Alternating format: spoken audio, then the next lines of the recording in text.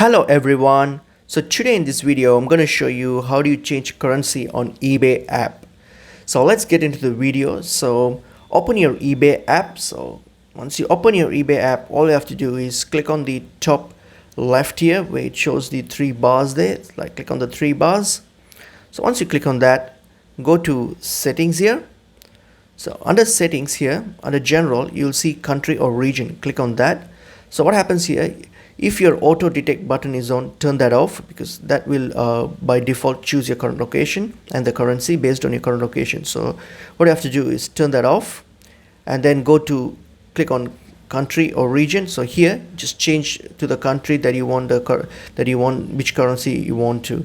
So according to the country. So here probably what I will do is I'm going to change this. At the moment it's from India at the moment based on my location. So I'm going to change that to probably I'll change to Australia.